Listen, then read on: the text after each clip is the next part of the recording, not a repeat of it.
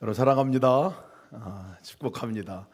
여러분들 한번 같이 우리 이렇게 모처럼 이렇게 예배실 안에 아직도 가정 안에서 예배드리는 온라인 드리는 분들이 많이 계시지만 그래도 이렇게 모일 수 있어서 보니까 너무 행복하고 좋네요. 네, 우리 같이 예배분들에게 그렇게 한번 인사 한번 합시다. 참 좋습니다. 하고 인사 한번 할까요? 참 좋습니다. 네. 네. 생각 같아서는 꽃 하나 선물을 해드리고 싶지만 네. 너무나 감사합니다. 간증하는 시간과 감사의 시간들이 참 예배 가운데 늘 은혜가 됩니다. 우리 김윤은 집사님 오늘 간증해 주셨는데 지난번에 화요 예쁨교회 우리 예수동행 예쁨교회 같이 참여하면서 참 은혜를 많이 받았어요. 정말 각자의 삶 속에서 하나님이 하신 일들이 이렇게 놀랍구나 하는 말씀들을 듣고 그런 중에 김연희 선생님 그때 간증하셨을 때 아버님을 계속 기도하고 갔는데 명절 때 아버지가 네가 기도해라 이렇게 얘기하셨다고 하시는 말씀을 들었어요. 깜짝 놀라셨을 것 같아요. 준비 안 하고 왔는데 가족들을 위해서 준비하라고 하시는 거. 지금 더 또 두려운 게 너가 믿는 예수님이 누구냐? 너는 어떻게 예수님 만났느냐? 하고 이렇게 물어보면 뭐라고 대답해야 하지? 하는 것에 대한 물음 앞에 지금 잇따른 말씀을 듣고 하나님이 계속 일하시는 그 현장 안에 우리가 있구나 하는 생각을 갖고 너무나 감사를 드렸습니다. 여러분 우리가 모두가 사실은 간증자로 살아가는 삶들이에요. 다 주님과 함께 동행하는 삶을 사실 경험하고 체험하며 살아가는 삶을 살 텐데 모두가 정말 이 자리에서 또 각 삶의 자리에서 간증자로 정말 살아계신 하나님을 증언하는 사람들로 사시길 축복합니다. 네, 오늘 설교 말씀 제목이 나는 입이 둔한 자입니다 라는 제목이에요. 나는 입이 둔한 자입니다. 여러분 이렇게 고백하는 사람이 겸손한 사람일까요? 아니면 교만한 사람일까요? 어떻게 생각하세요? 나는 입이 둔한 사람입니다. 이렇게 얘기하는 사람이 겸손한 자일까요? 아니면 교만한 사람일까요? 이 고백은 모세의 고백입니다. 모세가 하나님 앞에서 한 고백입니다. 그러면 모세는 이 고백을 할 때 겸손한 사람인가요? 아니면 교만한 사람인가요? 겸손한 사람. 네, 맞습니다. 네. 하나님께서 모세를 부를 때에 우리가 장면을 오늘 떠올려 보고 모세가 도대체 누군가 또 우리는 누군가 하는 부분들을 한번 점검해 보는 그런 시간이 됐으면 좋겠습니다. 하나님 모세를 부를 때 이렇게 부르셨어요. 이제 내가 너를 바로에게 보내서 너에게 내 백성 이스라엘 자손을 애굽에서 인도해 낼 것이다 라고 말씀하셨어요. 분명한 소명이죠. 너를 통해서 인도해 낼 것이다 라고 말씀하셨어요. 근데 첫 번째 모세의 반응은 어떤 반응이었느냐면요, 모세가 하나님께 아뢰되 내가 누구이기에 바로에게 가며 이스라엘 자손을 애굽에서 인도하여 내겠습니까?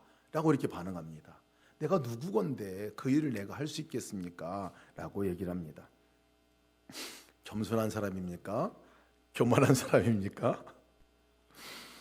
겸손해 보입니다. 사실 그랬어요. 바로 이 모세가 이전에 삶은 자기가 어떻게 해보려고 했던 그 왕자의 시절, 그때 정말 자기 이스라엘 백성을 구원하겠다 생각하고 사실 한 사람을 죽이는 일로 끝났던, 결국은 40년 동안 광야 생활 가운데서 힘이 빠지고 결국 이제 하나님만 남았던 모세였잖아요.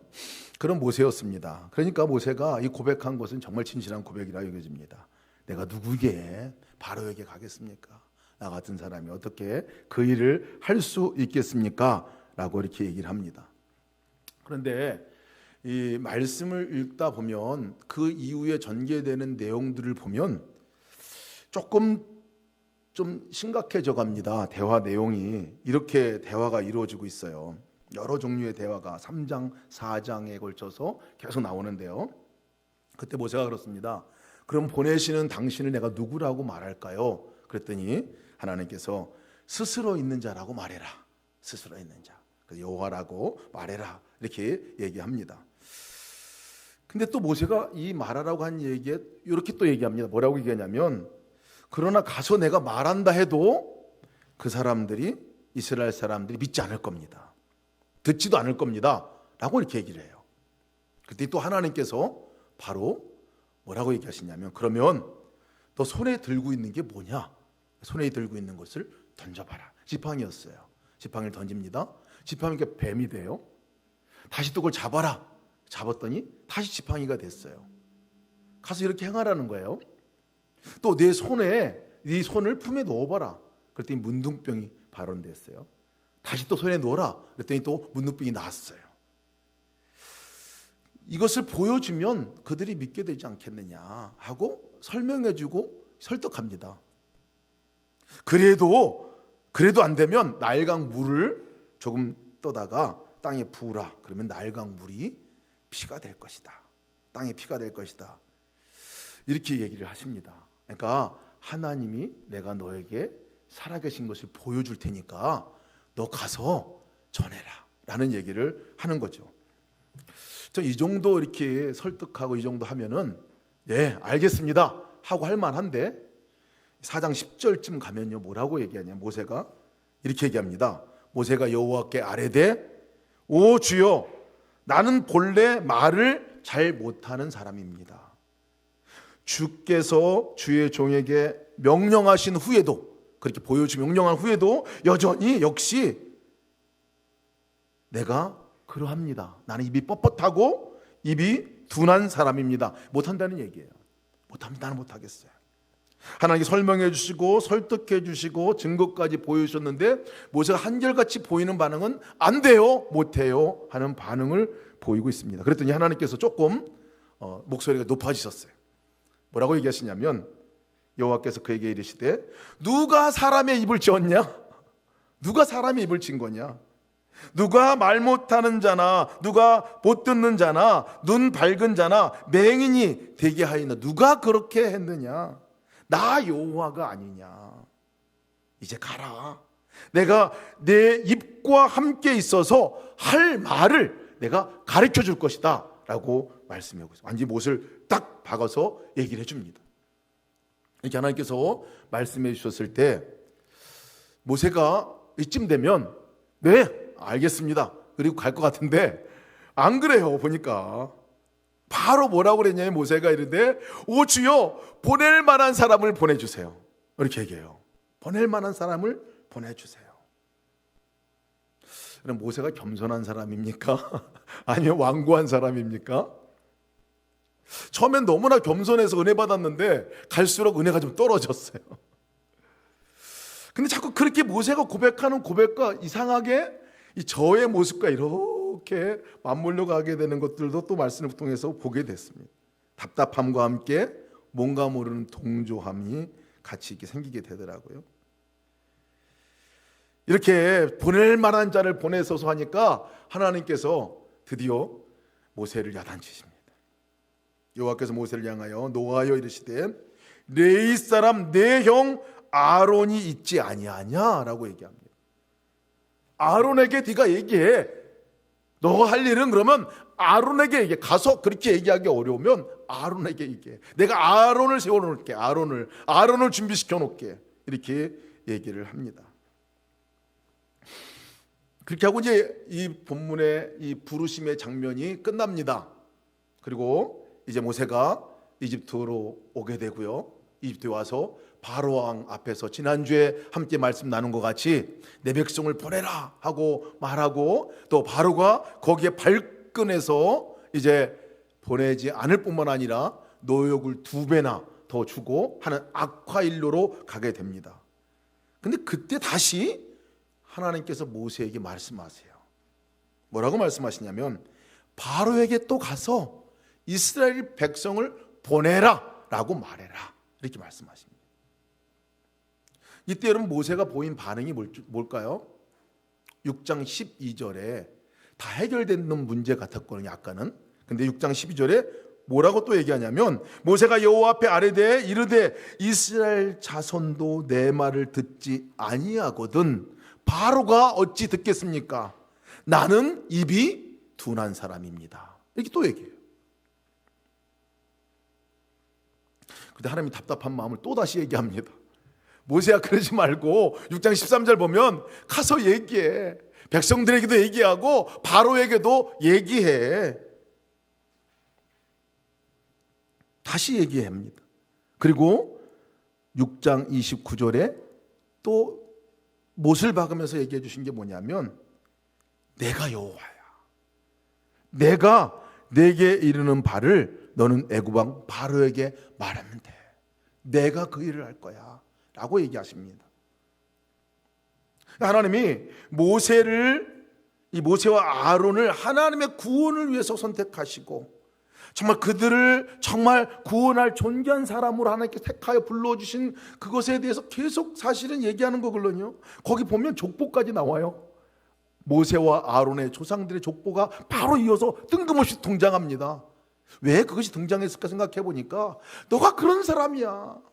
그 많은 시대 가운데서 너를 내가 말할 자로 너를 세운 거고 구원할 자로 너를 세운 거고 너를 통해서 내가 함께 일하려고 그 가족, 그 백성들, 그 민족을 구원하려고 너를 세운 건데 너 가서 말만 하면 돼. 내가 할 거니까 말만 하면 돼 라고 이렇게 하나님께서 마음을 갖고 얘기하셨는데요. 모세가 결정적인 말을 또 한마디 합니다. 6장 30절 말씀, 오늘 본문의 말씀. 모세가 여호와 앞에 아뢰되 뭐라고 그랬을까요? 여전히 나는 입이 둔한 사람입니다 라고 말합니다. 나는 입이 둔한 사람이에요. 바로가 어찌 나의 말을 들으리까. 도대체 몇 번인지 모릅니다. 모세가 겸손한 사람입니까? 완고한 사람입니까? 겸손한 사람 같았는데 나중 보니까요 겸손한 사람이라고 볼 수 없어요. 갈수록 자기의 그 연약함만을 계속 붙들고 있는 모세. 하나님은 하신다고 하자고 했는데도 안 된다, 못한다, 약하다, 나는 입이 두다다, 나로서는 안 된다, 이런 말을 계속 반복해서 하고 있는 거예요. 하나님이 하신다, 내가 할 거니까 같이 하자, 안 돼요. 내가 너를 선택하고 너의 가족을, 너의 민족을 구원하는데 너를 불렀다니까 말만 하면 돼, 안 돼요. 자기 약함만 들여다보고 있는 것은 사실은 겸손이 아니고 교만입니다. 또 다른 측면에서 교만이에요. 하나님이 보이지 않는 사람은 교만할 수밖에 없어요. 왜? 자기가 못하는 건 못하는 거예요. 자기가 하는 건 하는 거예요. 철저히 자기 중심의 삶이 모든 삶의 가치관이고 또 삶의 원칙이 돼가기도 합니다. 이 사람이 하나님의 사람 모세입니다. 하나님의 구원을 이루신 이 모세의 초창기의 모습이에요. 제가 여기서 질문이 생겼어요. 어떻게 하나님께서 모세를 불렀을까? 겸손한 자를 쓰시는 거 아닌가? 순종하는 자를 쓰시는 거 아닌가? 말 잡는 자를 쓰시는 거 아닌가? 왜 모세가 그렇게 못한다고 계속 하는데 끝까지 하나님께서 그렇게 모세를 부르고 사용하시려고 하셨을까? 사실 정확한 이유는 잘 모르겠어요. 정확한 이유는, 더 깊은 이유는 잘 모르나 말씀 가운데 고린도전서 1장 27절에서 29절 말씀이 퍼뜩 생각이 났어요. 그러나 하나님께서 세상에 미련한 것들을 택하사 지혜 있는 자들을 부끄럽게 하려 하시고 세상에 약한 것들을 택하사 강한 것들을 부끄럽게 하려 하시며 하나님께서 세상에 천한 것들과 멸시받는 것들과 없는 것들을 택하사 있는 것들을 폐하려 하시나니 이는 아무 육체도 하나님 앞에서 자랑하지 못하게 하려 하심이니라. 가장 연약할 때에 완벽하지 않은 이 상태의 모세였는데 어찌 보면 정말 완고한 사람으로 비칠 수밖에 없는 이 모세였는데 절대로 겸손하다고 말할 수 없는 모세였는데 하나님께서는요 7장 1절 2절 말씀에 이렇게 못 박아서 얘기합니다. 여호와께서 모세에게 이르시되 볼지어다 내가 너를 바로에게 신같게 되게 하였은즉 내 형 아론은 내 대언자가 되리니 내가 내게 명령한 바를 너는 내 형 아론에게 말하고 그는 바로에게 말하고 그에게 이스라엘 자손을 그 땅에서 내보내게 할지니라. 하나님이 하신다고 말씀하시고 그것도요 어떻게 이렇게 심각게 할 거라고 표현을 하실까 생각을 합니다. 가장 높여주신다는 얘기예요.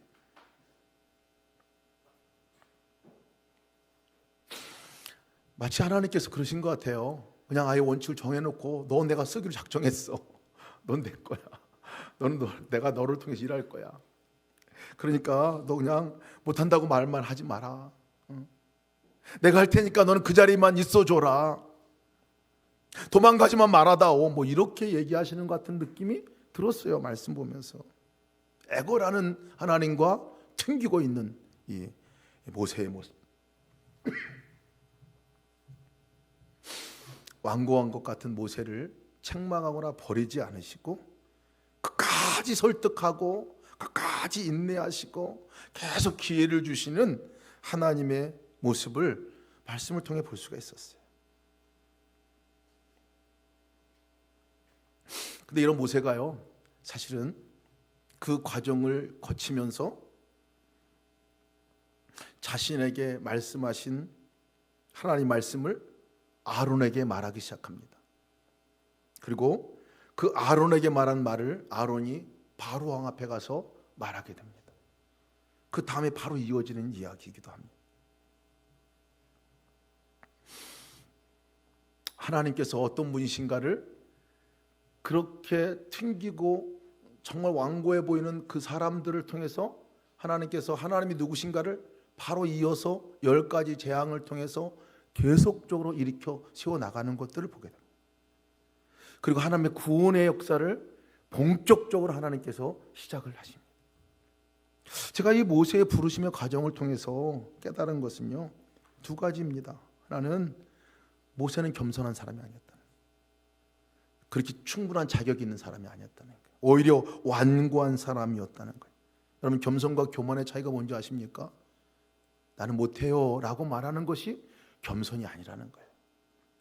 나는 부족해요 라고 얘기하는 것이 사실 겸손이 아닐 수도 있습니다.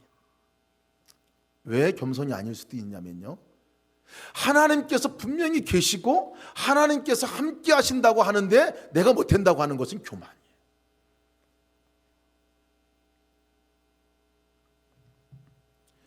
우리는 부족하지만 연약한 우리를 통해서 일하고자 하시고, 나는 할 수 없는 존재지만 나를 통해서 구원의 역사를 일으키시려고, 그래서 주님이 나를 찾아오셨고, 그래서 주님이 나를 선택하셨고, 그래서 나를 주님이 부르셨는데 못해요 하는 것은요, 사실 하나님에 대한 거절이기도 합니다.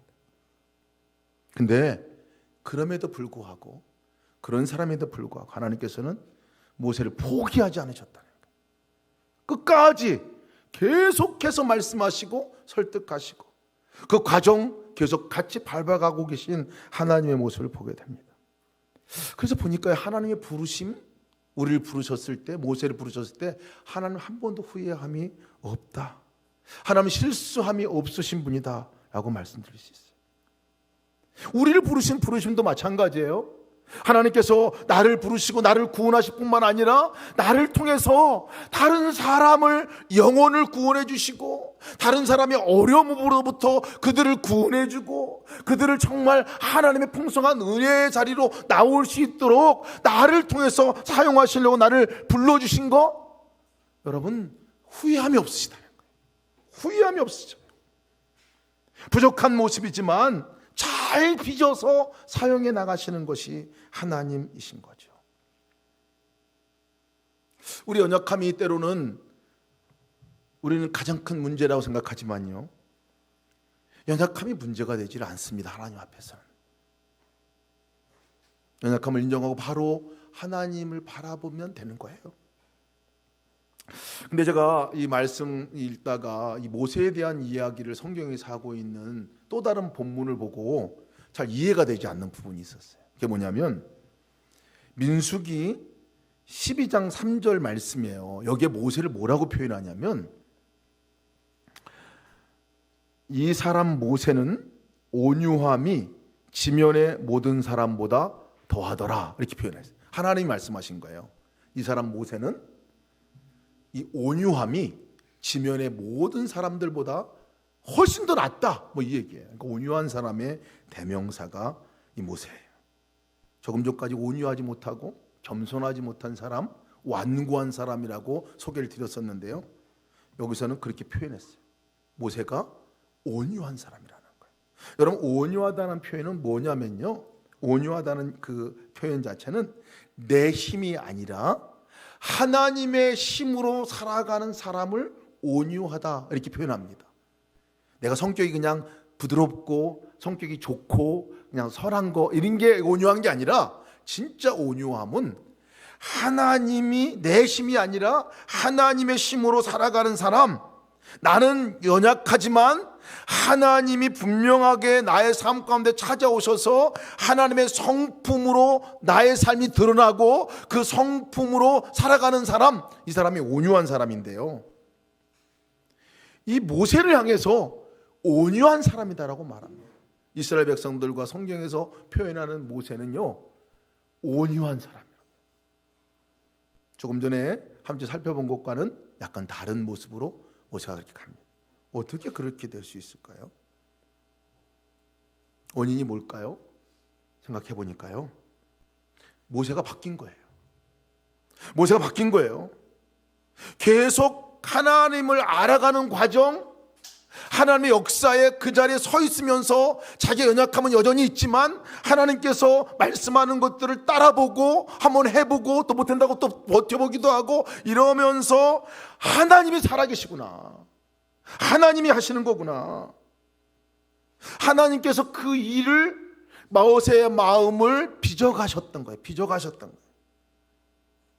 자기의 연약함을 한없이 보였던 모세가 조금씩 이 눈을 뜨면서 하나님이 보이고 하나님의 역사가 보이고 하나님이 하실 일이 보이게 되는 이 과정을 겪어 나가게 됐다는 거예요.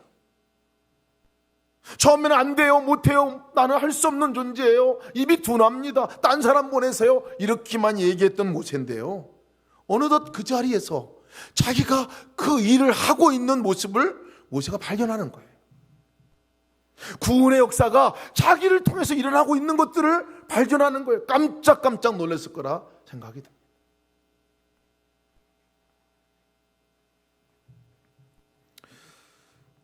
이런 모세가 하나님의 놀라운 일에 쓰임표가 되는 사람이 되었습니다. 모세가 한 게 뭘까? 뭔가 다른 걸까 생각해보면 그냥 그 자리에 계속 버티고 있었던 거예요. 못한다 하면서도 계속 하나님 앞에 나왔어요. 안 된다 하면서도 계속 하나님께 가지고 나왔어요. 이것이 모세가 하나님 앞에 나온, 정말 칭찬할 일이 있다면 그 일이 모세에게 있어서는 강점이죠. 근데 오늘 우리가 말씀을 통해서 주목해 볼 만한 또 다른 사람 한 사람이 있습니다. 이집트 왕 파라오, 이집트 왕 바로죠. 이집트 왕, 이 왕에 관한 내용입니다.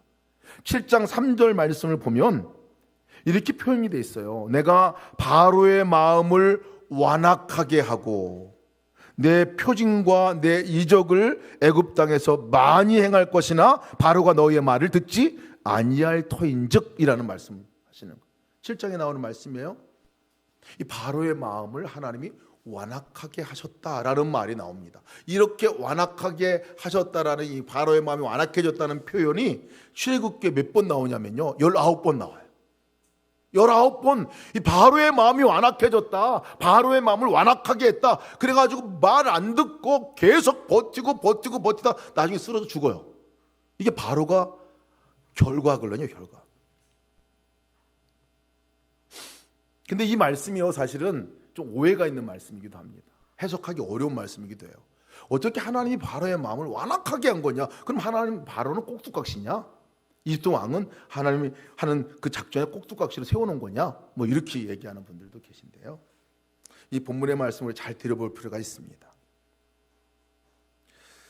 하나님이 완악하게 하셨다라고 표현하는 표현을 꼭 글로 써 있지만은요, 이 뒷배경에는요, 사실 그것이 아니라 바로의 마음이 원래 완악한 거예요.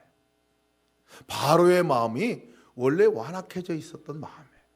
바로의 마음이 이미 자기가 신이 되고 자기가 중심이 되고 자기가 통치하고 모든 것들을 자기 생각과 자기 마음대로 향하고 살았던 사람이 바로거든요. 이게 바로의 마음이에요. 근데 완악하게 했다라는 것은요, 그 상태 그대로 놔두었다라는 표현이에요. 그 상태 그대로 터치할 수 없는 존재로 놔뒀다는 거예요. 터치가 안 되는 존재라 하는 그러한 얘기입니다. 로마서 1장 28절 말씀 보면, 또한 그들이 마음에 하나님 두기를 싫어하며 하나님께서 그들을 그 상실한 마음대로 내버려 두사 합당하지 못한 일을 하게 하셨으니 라고 얘기합니다. 사람의 마음이 사실은 하나님 두기 싫어하는 마음, 완악한 마음이죠. 죄된 마음이죠. 원래 그 상실한 마음대로 내버려 두면 그냥 그렇게 살다가 자기 고집과 자기 아집과 자기의 사고와 자기의 가치관으로 살다가 그냥 그렇게 살다 죽는 거예요. 그대로 내버려뒀다는 거예요. 근데 사실은 하나님께서 바로에게 계속 다가오고 있는 것들을 알게 됩니다.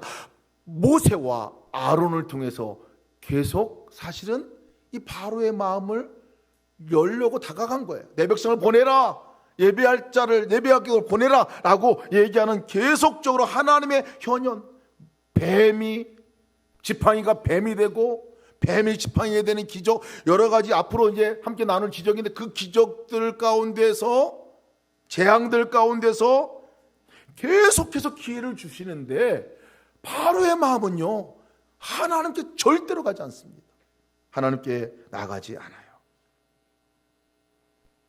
그런 상태를 우리는 교만이라고 말합니다. 골만이라고 말해요. 하나님을 마음에 두기 싫어하는 거예요. 그 완고한 마음 그대로 갖고 있는 거예요. 그 자기의 하고 싶은 그것을 절대로 버리지 않는 거예요. 나는 못하면 못하고 하면 하는 거야. 난 한다면 하면 하는 사람이야. 안 한다면 안 하는 사람이야. 난 못해, 안 돼. 뭐 이렇게 그냥 선을 긋고 그대로 가버리는 거예요. 자기가 왕이 되고 주인이 된 그렇게 살아가는 삶. 근데 하나님께서 계속 거기에 그 마음을 다루시걸로요. 바로의 차이는 뭔가요? 바로는 안 내려놔요. 끝까지 안 내려놓습니다. 10번의 재앙, 나중에는 자기 아들, 맏아들이 죽는 그 죽음 앞에서까지도요, 내려놓는 것 같으니 다시 말과 병거를 갖고 이스라엘 백성들을 몰살시키려고 쫓아가다가 결국은 또 수몰당하는, 정말 완악함의 극치를 다루는 사람이 이 바로예요.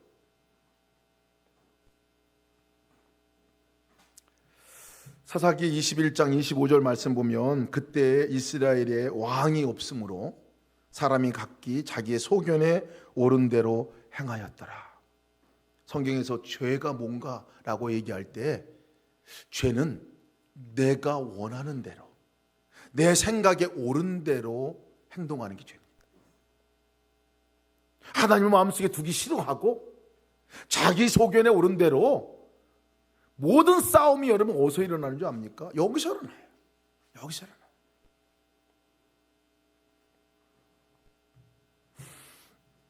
근데 모세가 돌아보면요, 모세는 본인의 열등감도 인정을 했지만요, 위대한 점은요, 모세의 위대한 점은 하나님을 마음에 두었다는 거예요. 살아계신 하나님이 자기와 함께 계신 것에 대해서 흔들림 없는 믿음으로 나갔다는 거예요. 계속 자기가 못해요, 안 돼요 해도 그것을 누구 앞에 했냐면 하나님 앞에 가져가서 안 돼요, 못해요 얘기를 했어요. 하나님이심을 인정하고 나갔어요. 출애굽기 내내 만나는 모세의 모습은요, 계속 믿음이 강화되는 모습으로 나타납니다. 근데 환난이 없어서가 아니에요. 계속되는 어려움과 환난은 더 가중됩니다. 차라리 애굽 땅에서 있으면 덜 고생스러울 텐데, 끌고 나와가지고 그 다음부터는 환난과 고난이에요. 광야의 생활을 하게 될 뿐만 아니라 그 생활을 불평하고 불만하는 이 백성들의 그 원망과 불평을 늘 듣고 살아가는 삶을 모세가 살아가거든요. 놀라운 거는요, 모세가 그 다음에는 흔들림이 없다는 거예요. 못해요, 안 돼요, 안 해요. 분명하게 자기 정체성을 확인했어요. 이 백성을 구원하기 위해서 나를 보낸 거구나. 나를 하나님 사용하고 계시구나. 지금 하나님이 일하고 계신 거구나. 저들이 알지 못하지만 하나님이 지금 그 약속의 땅, 가나안을 땅하여 지금 가고 있는 거구나. 이걸 알고 있기 때문에요. 그 불평에도 넘어가지 않는다는. 가장 클라이막스는 어느 때냐면요, 바로 애굽에 출애굽한 후에요.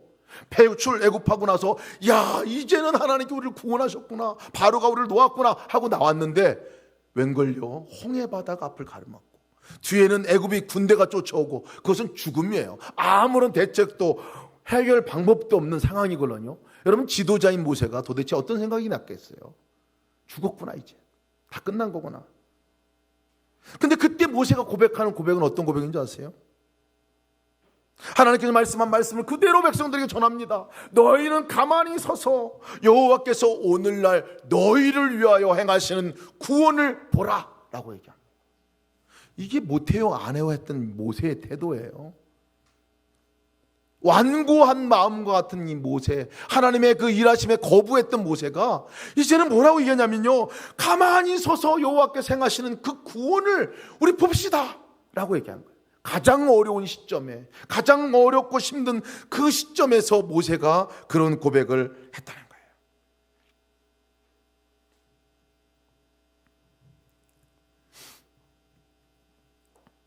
여러분, 인생에 가장 겸손한 사람이 누굴까요?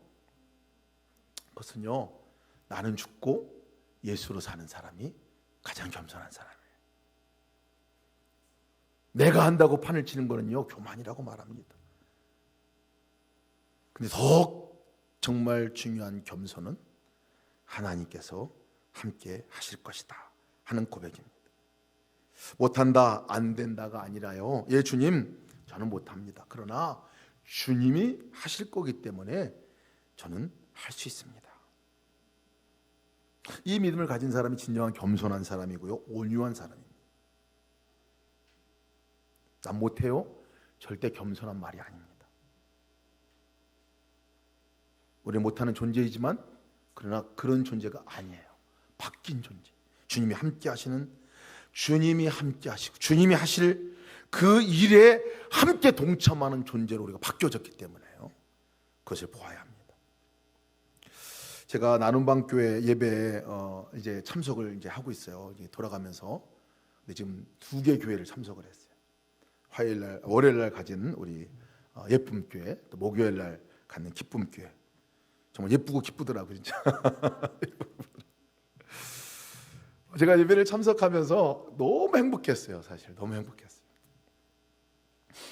하나님 얼마나 이 모임을 기뻐할까. 줌으로 모이는 모임이지만 그 안에서 얼마나 그 기쁜 이유가 뭐냐면요, 모이는 분들, 함께 참석한 성도들이 대부분 비슷해요. 형편들이 다 비슷해요.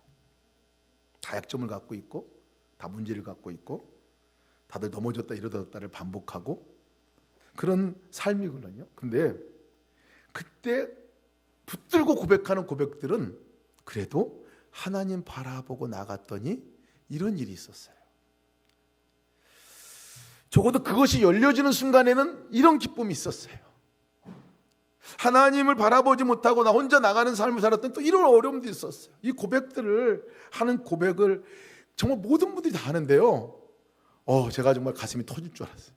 얼마나 그 모임이 기쁘고 감사한지. 아마 그렇게 예배 참석하신 분들이 동일하게 느꼈을 거라 생각이 듭니다.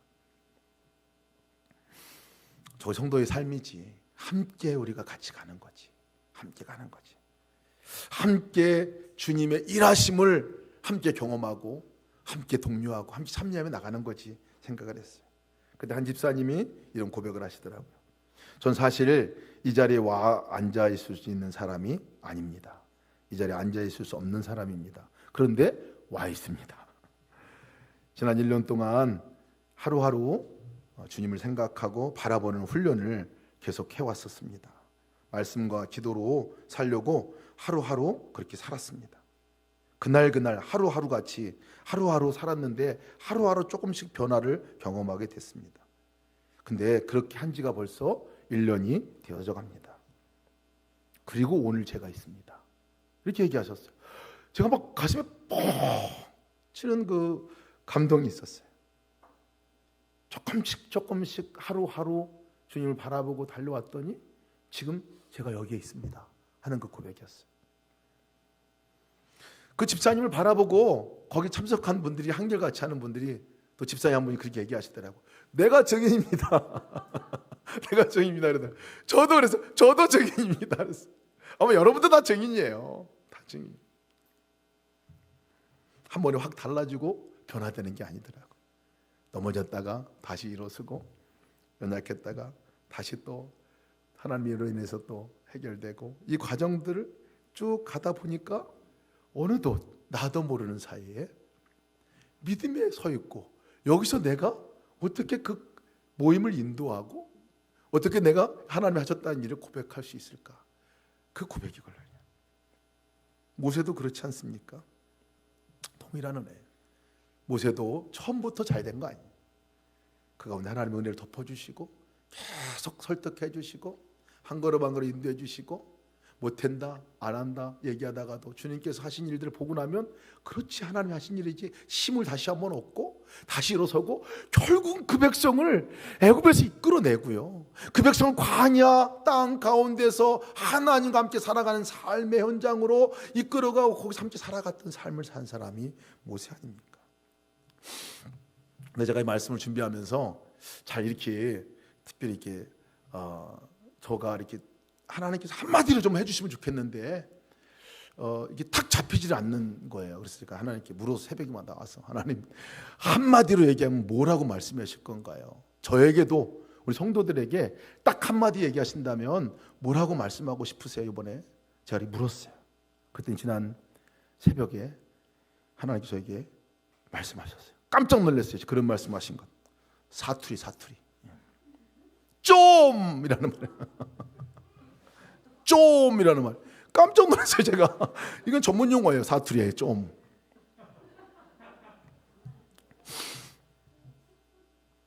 알아듣는 분 계시고 못 알아듣는 분 계신 것 같아요. 좀. 이제는 제발, 뭐 이런 얘기죠. 더 이상 그렇게 하지 마. 그렇게는 안 돼. 언제까지 네 마음대로 살 거야? 언제까지 내가 주인으로 살 거야? 언제까지 안 된다, 못 한다, 상처받았다 하고 내 자아를 끌어안고 살 거야? 언제까지 내 힘으로 하며 살 거야? 좀 이제는 나로 살아라. 나로 살아. 내가 있잖아. 너 나로 살아. 나로 살아. 이제는 좀. 저 얼마나 감동받았는지 모릅니다. 하나님의 책망이라기보다는 하나님이 계속 주시는 기회의 말씀으로 제가 받아들였어요. 끝없이 인내하시고 끝없이 나를 통해서 하나님께서 하시고자 하는 그 간절한 소망의 말로 들었어요. 이제는 좀 겸손한 척 할 필요도 없습니다. 그냥 예수님으로 살아야 겸손이죠. 못할 일이 없습니다. 빌립보서 4장 13절 말씀에 내게 능력 주시는 자 안에서 내가 모든 것을 할 수 있느니라 라고 말씀하셨어요. 나는 안 됩니다. 나의 상황은 불가능해 보이고 내가 할 수 있는 능력은 한계가 있습니다.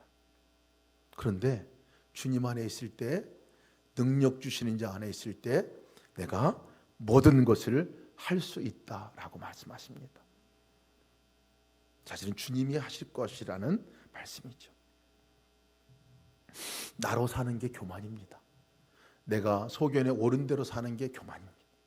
그러나 주님으로 살아가는 사람, 주님이 주신 말씀이 들려지고 그 말씀을 조금이라도 알아듣고 그 말씀을 조금이라도 순종하고 한 걸음 한 걸음 나아가는 그 사람이 정말 겸손한 사람이고, 그것이 모여질 때 위대한 하나님의 구원의 역사를 이루는 그 일에 어느덧 우리가 서 있게 되는 것을 발견하게 될 것입니다.